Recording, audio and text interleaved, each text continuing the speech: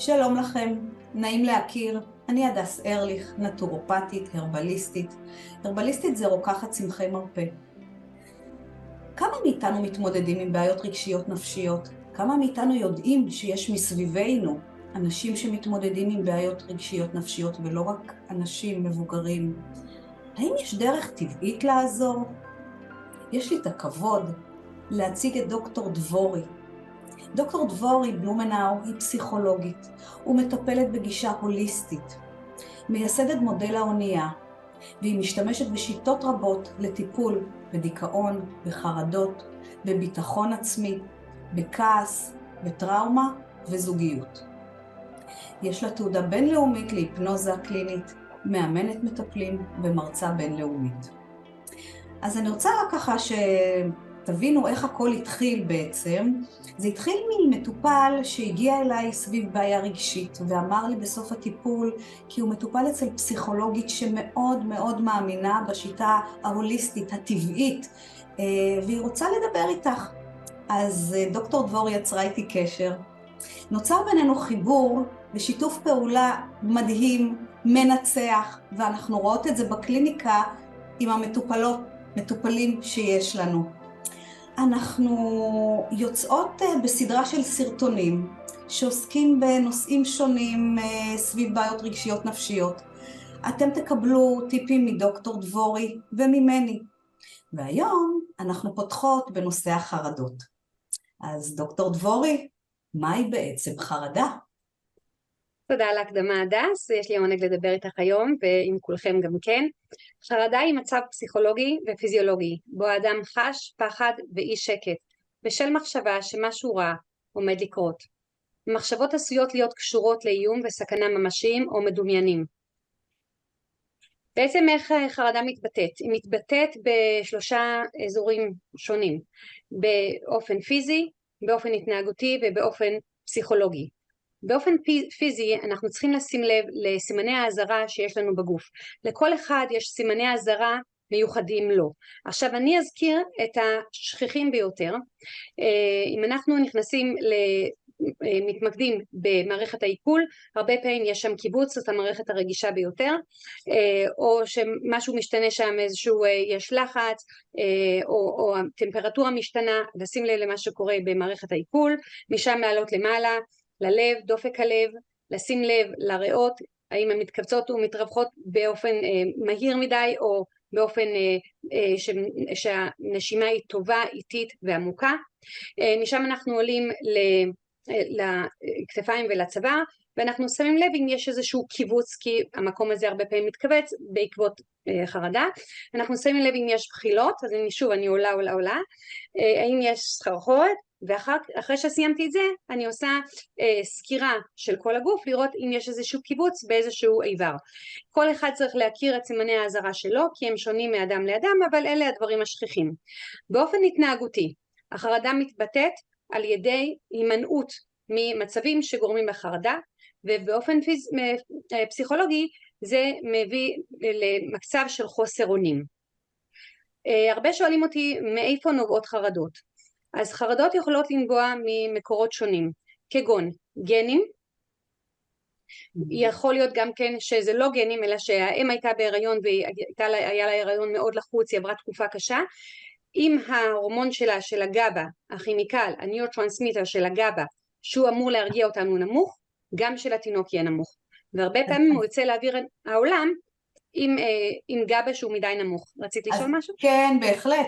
אז זה אומר שיכול להיות שאישה שיש לה איזה שהן בעיות סביב ההיריון, שמירת הריון, זה יכול להשפיע בעצם על הילוד? מה קורה איתו אחר כך? אז לא בהכרח, שאלה טובה. הרבה פעמים שמירת ההיריון דווקא מביאה למצב של רגיעה, אבל אם האם יודעת שהייתה במצב מאוד מאוד מתוח, הרבה קליינטים מגיעים אליי ומספרים לי, הייתי במצב מאוד לחוץ כי הבעל שלי התעלל בי, או המצב הכלכלי היה מאוד קשה, או אבא שלי היה חולה בסרטן, אז אנחנו כבר יודעים שיש איזשהו predisposition, יש איזושהי נטייה כבר בעובר, עוד לפני יציאתו לעולם, לחרדות. וכן כאשר או הורה או מישהו משמעותי בחייו של הילד חי עם המון המון חרדה, עם חרדה מאוד גבוהה, הילד ראה את זה, והרבה פעמים ההורה הזה או הסבא כל הזמן מזכירים לילד, תלבש סוודר, האם מספיק, אם אתה לא חולה אל תתקרב לאנשים שמשתעלים, והוא נדבק בחרדות האלה. יש אנשים שזה די מפתיע לשמוע, אבל לכן שהם פשוט נולדים חרדתיים, זה גם מקור לחרדה. אז יכול להיות שזה משהו מדורות אחורה? זה יכול להיות שזה באמת משהו מדורות אחורה שנכנסו לגנים בעקבות זה שאנשים חיו בחרדה עוד דור ועוד דור, זה יכול להיות. זה גם יכול להיות מהגלגול הקודם, לא כל אחד מאמין באמונה שלי, אבל אני בפירוש רואה שיש דברים שאנשים מביאים איתם לעולם. אוקיי. והדבר השכיח ביותר זה טראומה או כשמשהו קרה, אז כאן אנחנו מחלקים את זה לשניים, או למצב של מתוח לחוץ מתמשך, או חרדה באופן חד פעמי, טראומה חד פעמית. הדברים האלה הם גורמים שכיחים לחרדות. עכשיו אנשים הרבה פעמים אומרים לי, אבל אני לא מבין מה הפצצה או התאונה או המוות קרו לפני הרבה מאוד שנים, ועד עכשיו הייתי או הילד שלי היה בסדר גמור, אז מה עכשיו? למה את חושבת שזה קרה מהלידה? למה את חושבת? ואז הטענה היא שטראומה יושבת לנו במוח בשקט, יכולה לשבת שם הרבה מאוד שנים עד שמשהו מעורר אותה, זה יכול להיות אפילו ריח או פתאום זיכרון, פלשבק, שיכול לעורר את הטראומה. עכשיו, מה בעצם ניתן לעשות כדי לשנות את המצב החרדתי הזה, ואיך אנחנו יכולים לחזור לאיזון?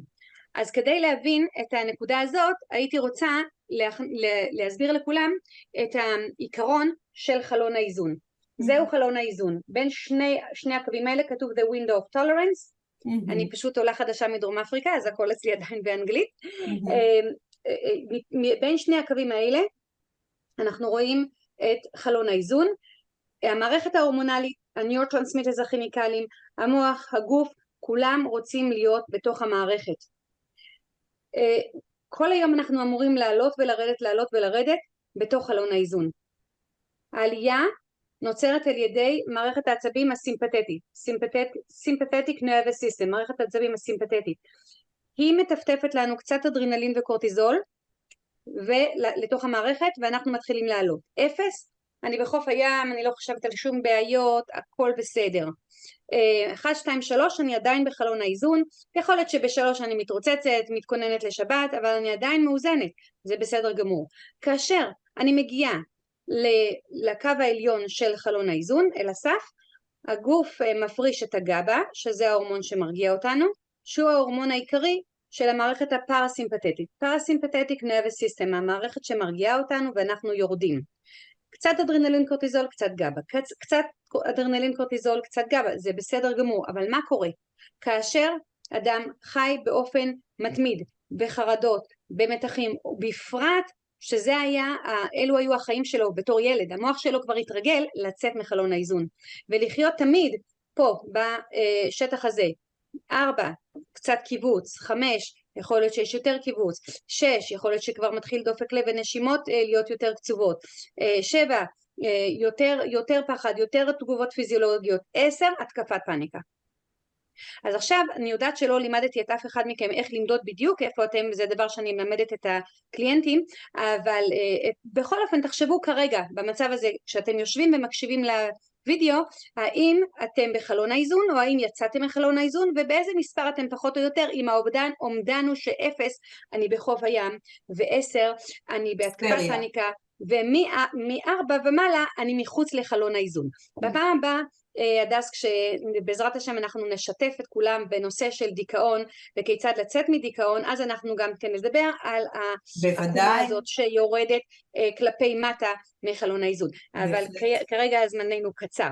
אז ברגע שמבינים את העיקרון של חלון האיזון, וברגע שיודעים למדוד, אוקיי, יצאתי מחלון האיזון, זה לוקח קצת זמן להתחיל להתרגל לקרוא את הגוף, ואז זה נעשה אוטומטי, כבר לא צריך לעצור ולחשוב. ברגע שיצאתם מחלון האיזון, מגיע לכם לאזן את עצמכם, מגיע לכם להפסיק עם החיים ועם כל הריצה הזאת המטורפת וכל הסידורים והעבודה והילדים, גם לכם מגיע לקחת זמן לעצמכם, לפעמים זה עניין של כמה שניות שיכולות להחזיר אתכם לחלון האיזון. עכשיו, כדי לחזור לחלון האיזון אני מלמדת שני דברים שונים, אחת הגישה הכללית ואחת הגישה הפרטנית. הגישה הכללית זה דבר שאנחנו צריכים לדאוג שאנחנו עושים כל יום כדי שנגיע לבריאות הגוף והנפש ברמה הכללית.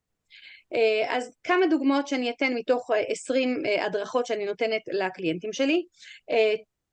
תזונה ותוספי מזון, הדס את אלופה בזה ולכן אני שולחת את הקליינטים אלייך שאת תדריכי אותם בנושא הזה. שינה היא חשובה ביותר, 8 שעות שינה, מינימום 7, אין מצב של פחות מ7 שעות שינה, הגוף לא יכול לתפקד כמו שצריך. זמן לעצמי, מאוד מאוד חשוב, זמן לטיפוח עצמי. אני אומרת לכל ההורים, אתם הורים כל כך טובים, כל כך דואגים לילדים שלכם, אבל מה עם הילד הפנימי שבי? מה עם הילדה הפנימית שבי? לה לא מגיע. כאשר אנחנו מקדישים לה והכוס מלאה, היא יכולה להישפך על הכוסות האחרים. אז בבקשה, תחשבו, מה עם התחביבים שלכם?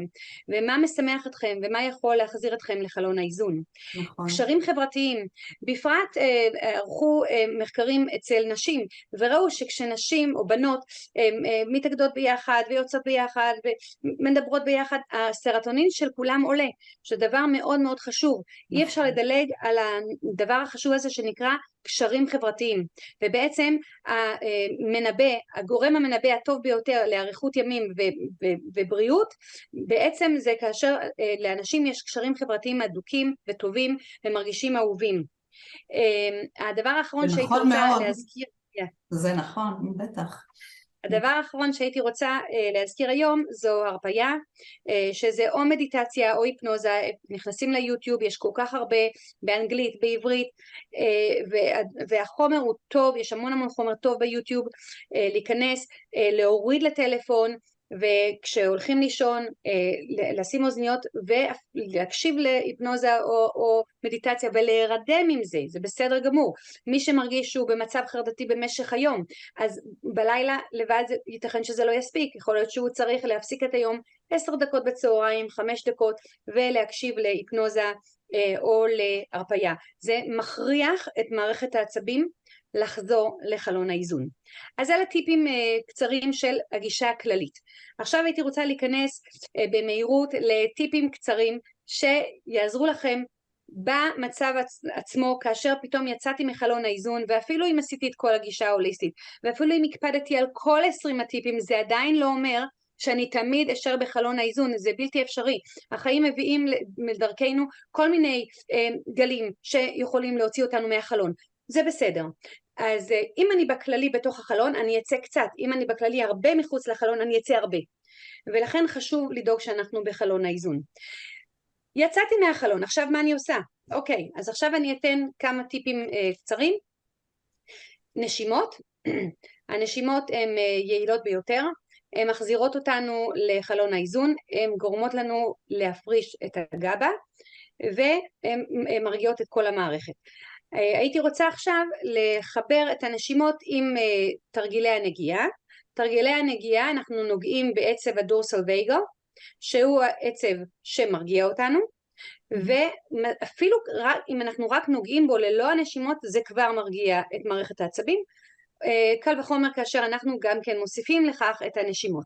אז הייתי רוצה יד אחת על המצח ויד אחת על הצוואר, ואנחנו עכשיו נשאף לתוכנו שלווה פנימית וננשוף חרדה ופחד. שאיפה של שלווה פנימית ונשיפה של חרדה ופחד. שאיפה של שלווה פנימית ונשיפה של חרדה ופחד. מצוין. עכשיו היד הזאת נשארת פה וזה לא משנה איזה יד, והיד הזאת עולה קצת מעל הלב בגלל שעצב הדורסל וייגו חולף פה גם כן ונוגע באזור הזה. ואנחנו נמשיך עם יד אחת פה, יד אחת פה. שאיפה של שלוות נפש ונשיפה של לחץ, חרדות ופחד. שאיפה של שלווה, נשיפה של לחץ, שאיפה של שלווה, נשיפה של לחץ. מצוין. ועכשיו היד הזאת נוגעת בטבור, גם כאן נוגע עצב הדורסל וייגו, ואנחנו נשאף שוב, אנחנו נשאף שלווה פנימית וננשוף החוצה. פחד, חרדות, שאיפה של שלווה, נשיפה של פחד וחרדות, שאיפה דרך האף של שלווה ונשיפה דרך הפה של פחד וחרדות. אקסלנט. התרגיל הבא הוא תרגיל העוגן. כאשר אנחנו משתמשים בגוף, כגון תרגיל הנגיעות, תרגיל העוגן שאז אנחנו נחבר את האצבעות, אנחנו בעצם עובדים בגזע המוח. זה המוח של הזוחלים, שהוא המוח של ה-survival, הישרדות. זה המוח של היונקים, שזה המוח הרגשי, וזה המוח של האדם.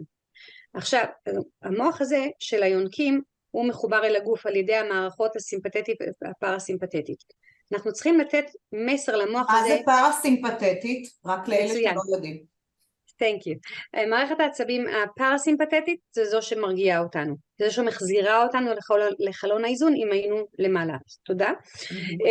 המוח הזה זה מוח הזוחלים. הם לא מבינים רגשות והם לא מבינים מילים.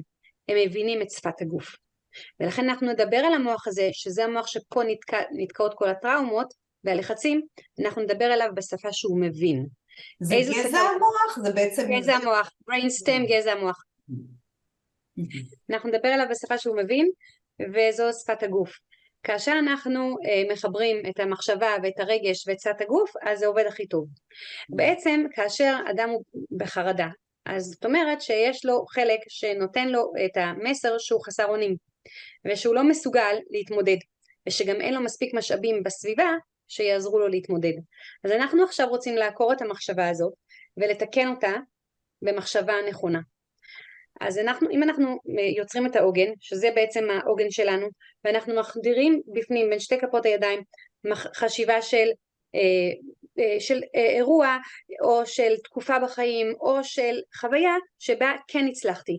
חוויה שגורמת לי להרגיש מאוד מאוד גאה בעצמי. ואנחנו כאילו מחדירים את הזיכרון הזה בפנים, כדי שאנחנו נרגיש בעצם עוצמתיים. ואנחנו חושבים לעצמנו, יש לי משאבים בפנים שעזרו לי להתמודד עם דברים קשים יותר. יש לי גם משאבים בסביבה שהם האנשים שאוהבים אותי, שיעזרו לי בזמנים קשים ולא יעזבו אותי לבד, בתקווה שזה באמת המצב. ויש לי את הקדוש ברוך הוא שהוא נמצא מסביבי, בתוכי, בכל מקום, והוא זה שעוזר לי ושומר עליי. אז ברגע שאנחנו עוקרים את המחשבה של מה אני אעשה ואני לא אצליח ואני חסרת אונים, עם המחשבה של יש לי משאבים בפנים, יש לי משאבים בחוץ ויש לי את הקדוש ברוך הוא, זה מאוד מרגיע את מערכת העצבים. התרגיל הבא הוא תרגיל שמגיע מדוקטור פיטר לוין, שהוא זה שמלמד את העולם, וגם אני תלמידה שלו, של ה-somatic experiencing, עבודה דרך הגוף, שהוא כלי הקיבול. אנחנו עכשיו רוצים ליצור לילד הפנימי בפנים, מקום שהוא מרגיש safety, מרגיש בטוח. אז אנחנו לוקחים יד אחת, ומניחים אותה מתחת לבית השחי, ועוד יד מעל הזרוע. ובצורה כזאת אנחנו יוצרים את החוויה של כלי קיבול, ואנחנו בעצם נותנים חוויה של ביטחון לילד הקטן שלא ירגיש ביטחון בהכרח, בעקבות אולי הורים שלו תמכו, אולי בית ספר, אולי אלימות. אנחנו עכשיו רוצים שהוא ירגיש כן בטוח. אז שוב אנחנו משתמשים בגוף, שימו לב, ואנחנו נדבר עכשיו אל הילד הפנימי או אל הילדה הפנימית, ואנחנו נגיד לילד הזה או לילדה, הכל בסדר, אתה עכשיו חלק ממני, האדם הגדול, המבוגר, הבוגר, המסוגל, אני תמיד אגן עליך, אני עכשיו מסוגל להגן עליך, אתה לא לבד, אני אוהב אותך. וכאשר אנחנו סיימנו עם כלי הקיבול ועשינו את זה לפחות דקה, אנחנו נעבור לחיבוק הילדה הקטנה שבפנים או הילד, ברגע שאנחנו שמים את שתי הידיים על הכתפיים, ואנחנו נמצאים במצב שקט, ואנחנו חושבים על הילדה הפנימית, מקבלים אותה, שולחים לה הרבה אהבה, ומרגישים את חום הידיים שחודר, ומדברים איתה ואומרים לה, אני אוהבת אותך, את בסדר גמור, מה שהיה זה לא היה אשמה שלך, אני אוהבת אותך ואני תמיד אשמור עלייך. כמובן שאנשים שלא אוהבים את הילדה הקטנה צריכים לעבוד על הנושא הזה. והתרגיל האחרון, שהוא תרגיל מאוד מאוד עוצמתי, שגם כן למדתי אותו מהדוקטור פיטר לוין, הוא תרגיל אבו. על פי דוקטור פיטר לוין, כאשר יש לנו הרבה רגשות לא טובות ולא נעימות, אז הכל מצטבר ומתאסף פה בשרעפת, בדיאפרם, והכל נכנס ונכנס ונכנס ויושב שם. עכשיו התרגיל של אבו זה קול, והוא ארוך, שמרעיד את השרעפת וגורם לה להתפטר מהרבה רגשות לא טובים שנדבקו שם. ולמה דווקא קול? ולמה חייבים כאן קול? יפה, למה חייבים קול? אז דוקטור פיטר לוין במשך שבועות ארוכים עקב אחרי בעלי חיים עם משקפת, ורצה לראות איך הם משחררים טראומה מעצמם. הרי הם לא צריכים טיפול, והם לא נראים שהם בפניקה וחרדות, ואין להם התקפות חרדה, כמו שלנו יש. אז מה הם עושים שאנחנו לא עושים? אז אחד הדברים שהוא ראה בעלי חיים שיצאו מהמצב המסוכן, שמנערים את עצמם, שזה עוד תרגיל, והם גם משמיעים קולות. אם תחשבו, כאשר אנחנו בוכים, הדמעות הן מאוד מאוד מחצינות את הכאב, הן מאוד עוזרות, אבל אם זה בכי תמרורים, זה עם קול. בשביל מה צריך את הקול? מספיק דמעות? לא, לא מספיק דמעות. הקול משחרר מבפנים, ולכן אבו יושב על התיאוריה הזאת. אז אנחנו, אני ואת, וכולכם ביחד, נשימה עמוקה,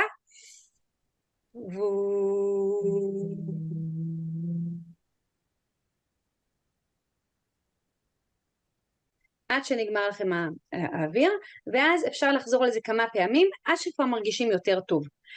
אז אני עכשיו אחזור בשיא המהירות. הגישה הכללית היא ביום יום מה צריך לעשות, תזונה ותוספי מזון, שינה לפחות 8 שעות, לפחות 7, זמן לעצמי, לתחביבים שלי, קשרים חברתיים, והרפיה. וכאשר מדובר בתרגילים של לעשות זה מיד באותו רגע כאשר יצאתי מחלון האיזון, דיברנו על נשימות עם הידיים, דיברנו על תרגיל העוגן, דיברנו על כלי הקיבול, נכון. דיברנו על החיבוק ודיברנו על אבו. ומה המכנה המשותף? שימוש בגוף. נהדר. זה באיזשהו מקום ריטואל שחוזר על עצמו כדי שאנחנו נעשה את זה כמו סוג של טקסיות יומיומית במידה ו... תודה רבה רבה רבה דוקטור דבורי, אני כבר מרגישה יותר רגועה לקראת השלב שלי. תודה לך. אז קצת מי אני כבר אמרתי, ואיך אני בעצם מתייחסת בכלל כשמגיע אליי מטופל שיש לו בעיות רגשיות. אז קודם כל הדס, אני אוכל רגע להפסיק אותך, אני ממש חייבת להסביר לאנשים מי את, כדי שידעו מה את עושה, כי את כל כך גדולה, ואני ממש מתפעלת מהצורה שבה את מטפלת בקליינטים שלי. הדס ארליך, נטורופטית, הרבליסטית, טיפול בצמחי מרפא, מטפלת בבעיות רגשיות, איזון הורמונלי, בעיות מטאבוליות כמו סכרת, מערכת עיכול ואונקולוגיה. מרצה ומקיימת סדנאות שונות, וביניהם ניקוי רעלים שיתחיל מיד אחרי החגים. תודה, תודה. אז אני רוצה רגע להביא את הזווית שלי, להתייחסות לגבי בכלל איך אני מתייחסת, ואיך בפרט לנושא החרדה. קודם כל אני מתייחסת לאדם ולא רק לבעיה שהבן אדם הגיע. אני כמובן אבדוק את התזונה שלו, אני אבדוק את בדיקות הדם שלו, היכן בעצם נמצא חוסר האיזון סביב החומרים בגוף, הרי כשיש חוסרים בגוף זה מיד משפיע. ובכלל, לגמרי.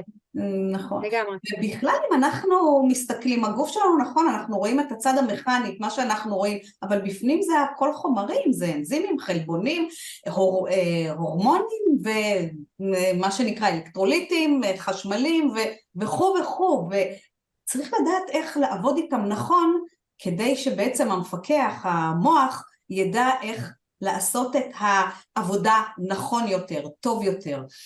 אז בעצם כשאנחנו עובדים נכון, אנחנו מגיעים לתוצאות, ויכולים להגיע 20 אנשים עם אותה הבעיה, אבל כמובן זה תלוי מגדר, זה תלוי גיל, זה תלוי סביבה, זה המון המון גורמים, וכל אחד מהם אני מייחדת את הטיפול ספציפי, כשאני כמובן גם משלבת צמחי מרפא, וזה ההרבליזם. ואם אני מתייחסת ספציפית לחרדות, אני אגדיר את זה כעודף פעילות עצבית. המטרה והרצון הוא להפחית את האדרנלין, להעלות את הגבה ואת הסרוטונין. אז אני רוצה קודם כל להתחיל עם מזונות שהייתי רוצה להפחית, מזונות ובכלל דברים מסוימים שהייתי רוצה להפחית, שהם משפיעים כחומרים על המוח. אז למשל הגלוטן חיטה. גלוטן נמצא בדגנים בכלל ובפרט בחיטה. כשאנחנו מתייחסים לגלוטן, זה בעצם חלבון שהוא מצוי, כמו שאמרתי, גם בחיטה וגם בדגנים, אבל המילה גלוטן זה בעצם דבק. מכיוון שהחלבון נמצא בגרגיר החיטה, הוא מאפשר הידבקות של כל מרכיבי הקמח, והוא בעצם יוצר לנו בצק במערכת. אז תחשבו על זה, מה קורה שם בפנים אם אנחנו אוכלים את זה, איך זה משפיע? אז על פי מחקרים כיום, נראה כי הימנעות מגלוטן יכולה לסייע במקרים מסוימים של אנשים שסובלים רגשית מחרדות, וזה, כל מה שאנחנו מדברים כאן זה הוכח מחקרית. הדבר השני שאני רוצה לדבר עליו זה קפה. קפה בעצם היותו זה בעצם חום, הקפאין זה חומר ממריץ. אז כמו שהגדרתי בהתחלה, החרדה היא בעצם עודף פעילות עצבית. ברגע שאנחנו מפחיתים את הקפה, זה כבר משפיע. עכשיו, דבר מאוד חשוב להבין, אנשים באים ושואלים אותי, הדס, מה, את לא ממליצה לשתות קפה? אין לי בעיה מקפה, קפה הוא לא רע, אבל השאלה כמה, ושאלה מתי, ובכלל, תבדקו עם עצמכם, אנחנו כל אחד הוא בעצם בלש פרטי לעצמו, אנחנו צריכים לדעת מה עושה לנו טוב יותר, מה עושה לנו טוב פחות, אוקיי? הדבר השלישי, הפחתת עישון, ניקוטין הוא גם ממריץ. אז שהיו כאלה שבאו אליי ואמרו לי, הדס, נו, באמת, מה, אני אפחית את העישון, את הורגת אותי עכשיו. אז אני אומרת, אתה יודע מה? גם אם אתה מחליט על 2 סיגריות ליום, זה גם בסדר, בשעות מסוימות, ואתה יודע שזה שם וזהו, אז בסדר, זה לא שאני בעד, חבר'ה, אני לא בעד, אבל אם והיה, ויש איזשהו קושי מאוד גדול, כי זה אולי נותן איזשהו ביטחון ומרגיע בפרק זמן מסוים, לא נורא. הפחתת סוכר, קמח לבן ומזונות קשים לעיכול, ורגע אני רוצה לעצור על סוכר. תקשיבו, הרבה מאוד פעמים מגיעות אליי נשים עם ילדים שיש להם, לילדים יש בעיות של קשב וריכוז. עכשיו, בעיות של קשב וריכוז, אחד הדברים הראשונים שאני שואלת את האמא, מה הוא אוכל בבוקר? וכשהילד אוכל בבוקר קורנפלקס, שזה מלא סוכר, ויש לו בעיות של היפראקטיביות, איפה? גם כך נמצא בעודף, אז הסוכר עוד מוסיף על זה. אז מה עשינו בזה? ואז הוא הולך לבית ספר והמורה כועסת עליו. זה נכון, וזה גם, יש כאן השתלשלות של תהליך, וחבל, אפשר לעצור את זה עודו באיבו. תדעת, הדס, חשבתי שכדאי שנעשה וידאו גם על ADD. בסדר גמור, בשמחה. עכשיו, שימו לב, מה קורה בגוף לאחר אכילת אותם המזונות האלו? זה יכול להיות אחרי 10 דקות, זה יכול להיות אחרי חצי שעה, או מספר שעות, אבל שימו לב מה קורה לכם בגוף. רק אתה או את יודעים מה באמת משפיע עליכם, איזה חומרים באמת משפיעים עליכם. יכול להיות בן אדם שבוא ויגיד לי, הדס, קפה, זה דווקא בסדר בשבילי. אוקיי, אני לא, כאן אין 1 ועוד 1, אני רק אומרת מה יכול להגביר. עכשיו אני רוצה לעבור למזונות ותוספים שהייתי מגבירה, וכן מתייחסת אליהם, ואני רואה אותם ממש שזה עוזר בקליניקה. אז קודם כל אומגה 3. אומגה 3 היא ידועה כי הכרחית לתפקודים מוחיים שונים, וגם היא גם טובה לנו לתהליכים התפתחותיים של המוח. עכשיו, איפה אומגה 3 נמצא? אומגה 3 נמצא בעיקר בדגי ים עמוקים, אבל העדפה היא לקטנים בעיקר, וידוע שהם עם פחות מתכות כבדות. אז שימו לב היכן הן גדלות, וזה חשוב. עכשיו, אלה הטבעונים שפחות רוצים מהחי, אין בעיה, יש גם את הזרעי צ'יה, זרעי פשטן, אגוזי מלך, שהם גם כן נותנים, אבל מחקרית הוכיחו, חלק מהמחקרים הוכיחו, שאומגה 3 מהחי, הספיגה הרבה יותר גבוהה.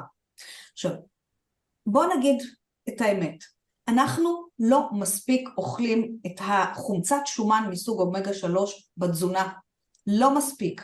היחס הוא נמוך, ואנחנו צריכים להעלות אותו. אז יש לשים לב לכמות המבוססת בתוך הכמוסת האומגה 3, שיהיה בה את ה-EPA וה-DHA בכמות הנכונה. מה זה כמות? הדס, את תשימי לנו את זה למטה בדסקריפשן. אני אשים. ותסבירי לנו בדיוק. אני אנסה לתת לכם להבין שיש יצרנים שונים, אתם בעצם תפקחו את העיניים, ולפעמים צריך לקחת יותר מכמוסה אחת, לפעמים 2 כמוסות. יש לי מטופלים שאני אפילו נותנת להם 6 כמוסות ליום, אז בואו, כל אחד וסביב הבעיה שממנה הוא סובל, וסוג סוג האומגה 3 שהוא לוקח. עוד שאלה יש לי, הדס, אם לא אכפת לך. אם אדם רוצה לאכול דגים, שכל מקור האומגה 3 שלו יגיע מדגים, כמה פעמים בשבוע הוא צריך לאכול דגים וכמה? ההמלצה לפחות 3 פעמים בשבוע, אוקיי? 3 פעמים בשבוע, דגים טובים, ארוחה טובה, שזה בעצם, אנחנו אותו יום, למי שאין לו בעיה אקוטית, קריטית, אז אני אמר לו אפילו אותו יום לא צריך לקחת את האומגה 3. בכלל אני ממליצה לקחת אומגה 3, אבל זה כבר לשיחה אחרת. אז כן, 3 פעמים בשבוע, זה ההמלצה. ויטמיני B, מסייעים בהפחתת חרדות בעיקר, והם נמצאים, בעיקר נמצאים בעצם בדגנים מלאים, בעיקר בקליפה שעוטפת את הדגן, וחוסרים בהם מראים שיש נטייה לחרדות או לבעיות רגשיות אחרות, אוקיי? ויטמיני B מאוד מאוד חשוב. והם גם מאוד עוזרים לריכוז. נכון מאוד, בהחלט כן, בהחלט כן. שוב, מערכת עצבית, פרוביוטיקה. עכשיו, פרוביוטיקה זה עולם שלם. פרוביוטיקה, חברים, זה לא, חברים וחברות, זה לא, אוקיי, אני אקח פרוביוטיקה והכל יהיה בסדר. לא, יש סוגים שונים של פרוביוטיקה, סביב מערכות שונות. גם למערכת העיכול יש לנו פרוביוטיקה שמיועדת לפה, מיועדת כשיש לנו הליקובקטר פילורי לצורך העניין, כשיש לנו IBS שזה בעצם אי סבילות או דיספפסיה בבטן, גזים, נפיחויות, זה שונה, זה שונה, צריך לדעת איזה לקחת, כמה לקחת.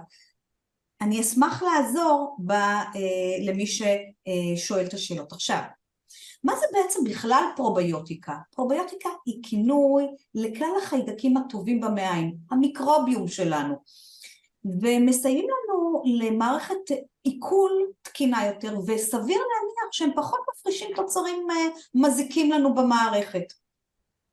ועל פי מחקרים אחרונים, זה מראה לנו קשר הדוק בין הקלה בסימונים של הפרעות בחרדה, תקשיבו טוב, לבין נטייה פרוביוטיקה. כמובן שפרוביוטיקה עוזרת למצבים שונים בגוף, אבל בהכרח אני מדברת כאן על מצבי חרדה.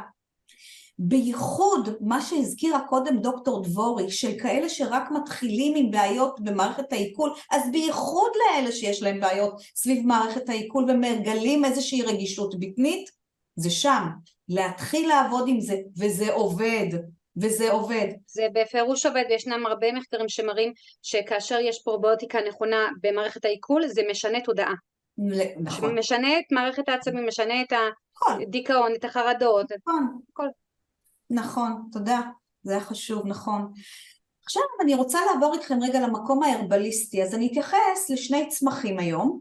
כמובן שיש צמחים נוספים, בסך הכל יש הרבה צמחים, אבל היום זה 2. אז אני אתחיל עם ולריאן. אז קודם כל, הוולריאן מיוחס לו שימוש מסורתי ארוך שנים, סביב בעיות במערכת העצבים, בעיות סביב היסטריה, קודם שהזכירה דוקטור דבוריה, הנקודה הגבוהה ביותר, נכון, באי שקט ואפילו בהפרעות שינה. אבל צריך לשים לב לסוגים שנוטלים, אם זה יש סוג מסוים שהוא נקרא ולריאן אופישנלס שזה יותר לשינה, ואדוליס שזה היותר להרגיע, אז גם צריך לדעת מינונים, צריך לדעת כמה לקחת, מתי לקחת, איך לקחת, באיזה פרקציה לקחת, האם בנוזל, האם באבקה, האם בקפסולה. ואני רוצה לדבר איתכם משהו ככה נחמד, מתוך מחקר שהיה מיצוי במינון של ולריאן 81.3 מיליגרם מול מתן תרופה דיאסיפאם, במינון של 6.5 מיליגרם, נבדק מול 36 איש מטופלים שהיו בחרדות, וזה הראה הפחתה בשני המצבים באופן שווה, מה שאומר שאם אנחנו לא צריכים לקחת חומרים ואפשרי דרך צמחים, אז נפלא. עכשיו, אני יכולה להגיד לך על הנקודה הזאת, אני פסיכולוגית כבר שנים רבות, ואני תמיד משתפת פעולה עם נטורפיסטים, רופאים טבעוניים, רופאים הרבליסט, רופאים של הומאופתיה, ואני רואה באמת איך שזה משפיע לטובה על האדם, ואני לא רואה שהתרופות הקונבנציונליות עוזרות יותר, ולפעמים הן עוזרות פחות. לכן אני מעדיפה כל זמן שכן אפשר ללכת על משהו טבעי, ללכת על טבעי. תודה, וזה החיבור נכון, ופה החיבור שלנו, רק אנחנו חייבות לציין שיש מקרים שאין מה לעשות. אז בוולריאן, רק שתבינו, יש חומצת אמינו גאבה, שהזכירה אותה קודם דוקטור דבורי. כן, גם פה יש גאבה, וגם יש פה ויטמינים מסוג B1, B2, B3, שהם תורמים למניעת לחץ. וגם מעלת אנרגיה. זה מצוין כמובן במצבים שהם תורמים בין היתר להפחתת חרדה. הצמח השני שאני רוצה לדבר עליו היא סקוטלריה. סקוטלריה טריפוליה, יש שלושה סוגים שהם נשאיר את מקומם, את כבודם במקומם. היום אני מדברת על הטריפוליה, שהיא בעצם מחזקת ומזינה את המערכת העצבית. היא מצוינת במצבים של היסטריה, באי שקט, בהיפראקטיביות וכמובן בחרדה. היא מכילה שוב ויטמינים B1, B2, B3, ובניסוי קליני על 19 משתתפים הראה שזה ממש הפחית חרדה מול תרופת פלסבו. אז קצת ככה אני רוצה לעשות איזשהו בריף קצר לסיכום על מה דיברנו. אז אני דיברתי על איך בעצם מזונות שהייתי רוצה שנפחית כשיש חרדות, כמו גלוטן חיטה, פחות קפה, פחות עישון, פחות סוכר וקמח לבן. מזונות שכן הייתי מגבירה זה אומגה, ויטמיני B, פרוביוטיקה. אגב, שימו לב, גם אגב בפרוביוטיק לא הזכרתי, אפשר לעשות פרוביוטיקה שהיא ביתית, ומה זה? אנחנו יכולים לעשות כרוב כבוש לצורך העניין, דוגמית. ודיברתי על הצמחים, על שני צמחים, ולריאן, ודיברתי על הסקוטלריה לטריפוליה. כל מה שדיברה דוקטור דבורי המדהימה עם הטיפים הנפלאים והמזונות, תוספים, צמחים, יעזרו לכם בשימושים ובהכוונה נכונה.